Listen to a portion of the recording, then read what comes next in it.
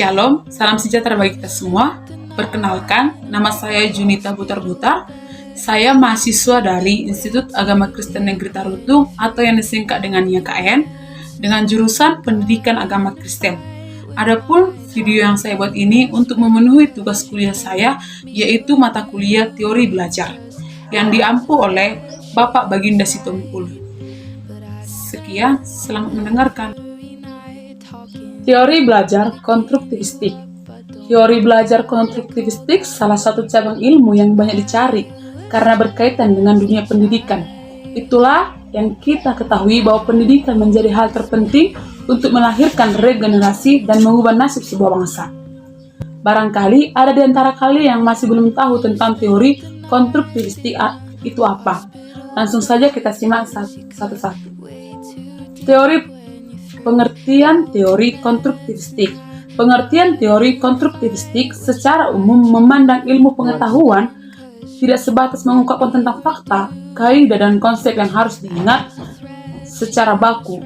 Konstruktivistik justru lebih menekankan bahwa manusialah yang harus mengonstruksikan pengetahuan itu sendiri.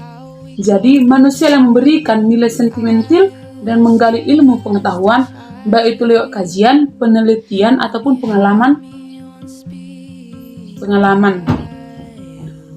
Ada banyak cara untuk melakukan konstruksi dan mengembangkan ilmu pengetahuan. Pengertian konstruktivistik menurut para ahli. Menurut Abimanyu, teori konstruktivistik adalah pendekatan belajar yang meyakini jika seseorang mampu membangun pengetahuan sendiri berdasarkan pengalaman orang.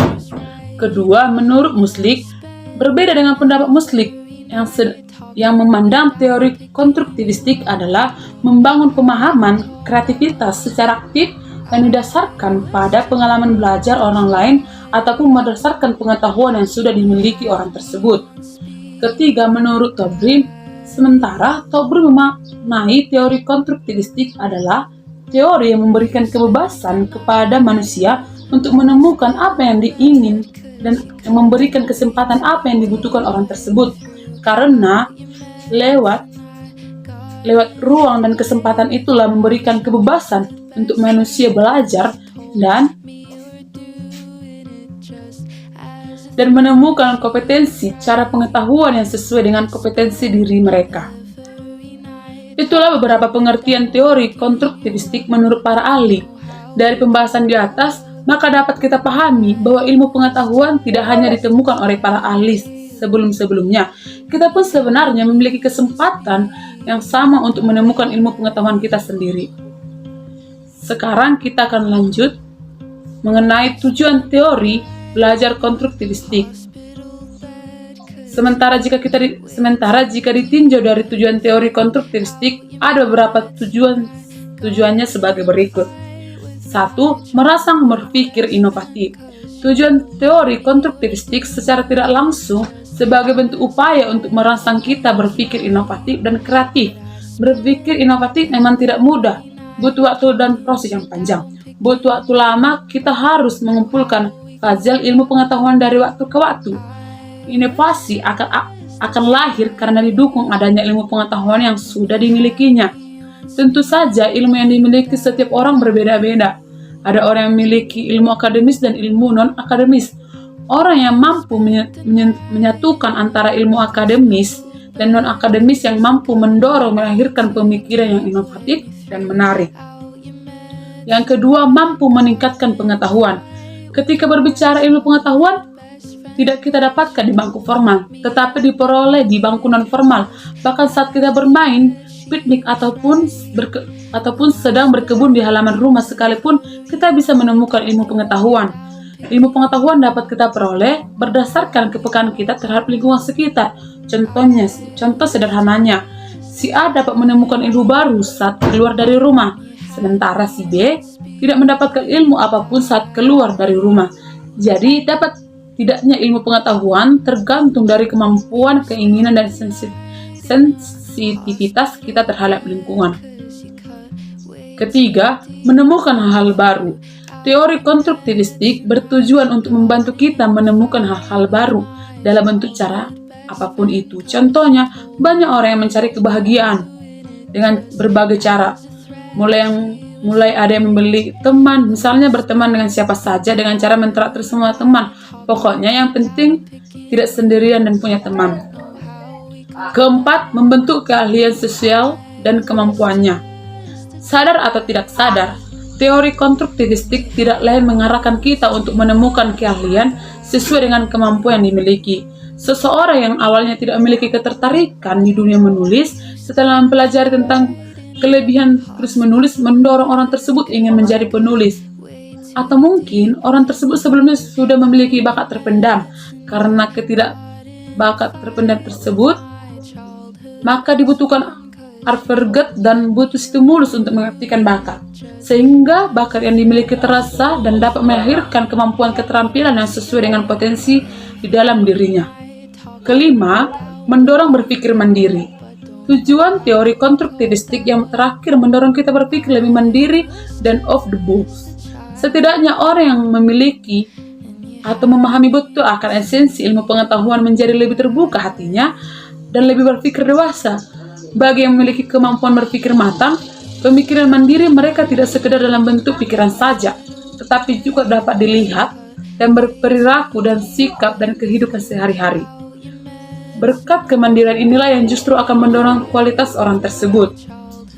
Itulah beberapa tujuan belajar teori konstruktivistik. Sekarang kita akan lanjut mengenai manfaat belajar teori konstruktivistik. Manfaat belajar teori konstruktivistik.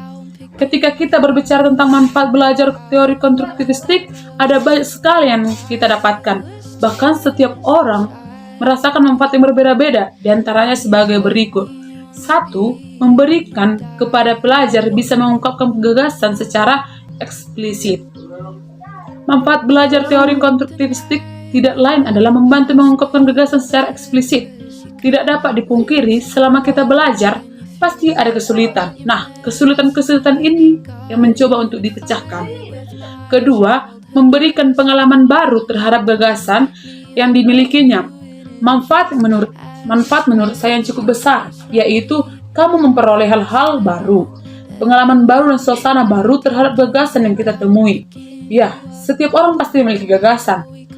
Sifat gagasan itu sendiri bersifat dinamis dan dapat berubah-ubah seiring berjalannya waktu dan seiring pengalaman dan pengaruh kemampuan berpikir kita terhadap segala hal.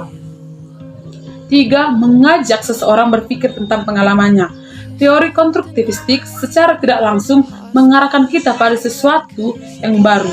Hal-hal yang baru dapat menarik nilai yang mengantarkan kita menemukan pengalaman baru dan menemukan perasaan baru. Nah, setidaknya teori konstruktivistik ini akan mengajak kita berpikir tentang pengalaman yang sudah pernah dialami menjadi sesuatu hal yang lebih sentimental dan lebih bermakna. Keempat, memberikan kesempatan untuk mengidentifikasi perubahan gagasan. Seperti yang sudah disinggung sebelumnya, bahwa sifat gagasan setiap orang bersifat dinamis. Nah, teori konstruktivistik ini akan memberikan kesempatan untuk mengidentifikasi perubahan gagasan lama ke gagasan baru berdasarkan analogis. Sementara, logis tidak tergantung dari sensitivitas, kepekaan otak, dan perasaan kita terhadap sesuatu yang ada di sekeliling kita. Itulah beberapa manfaat belajar teori konstruktivistik. Sekarang kita akan lanjut kepada cara belajar teori konstruktivistik. Cara belajar teori konstruktivistik. Setelah mengetahui pengertian, tujuan, dan manfaat teori konstruktivistik, mungkin kamu penasaran bagaimana sih cara mempelajari teori ini? Berikut saya akan paparkan. 1. Orientasi. Fase orientasi adalah fase paling pertama yang memberikan ruang atau kesempatan untuk individu mengembangkan motivasi sesuai dengan topik yang diangkat. Jika itu tentang pembelajaran, ya konteksnya bisa diarahkan dalam pembelajaran. Kedua, elisitasi. Tahap ini lebih menekankan pada cara seseorang menggali ide dan mendiskusikan pengetahuan dasar melalui berbagai banyak bentuk, bisa lewat tulisan, prestasi, ataupun bentuk lainnya. Ketiga, rekonstruksi ide. Di tahap rekonstruksi ide, individu cukup melakukan klarifikasi ide yang diperoleh dari berbagai perspektif. Jika perlu, Bisa dilakukan dengan berdiskusi atau dengan melakukan kajian literatur dan merangsang gagasan yang tepat. Keempat, aplikasi ide. Dari ide dan data yang sudah diperoleh bisa diaplikasikan jadi ide yang abstrak menjadi lebih terlihat dan dapat dirasakan oleh orang lain. Kelima, review. Jika ada bentuk yang ditampilkan, maka masuk ke tahap review atau tahap evaluasi dan revisi. Tahap ini sebenarnya tahap paling penting karena kita bisa tahu apa yang salah dan sudah benar. Tahap review ini pula lah yang dapat merangsang kita untuk melahirkan gagasan dan ide-ide yang baru yang dapat dikembangkan. Itulah beberapa cara belajar konstruktivistik. Semoga apa yang saya paparkan dapat bermanfaat bagi kita semua. Jika ada kata-kata yang salah atau materi yang saya paparkan kurang jelas atau kurang lengkap, saya minta maaf. Sekian hasil video saya ucapkan terima kasih.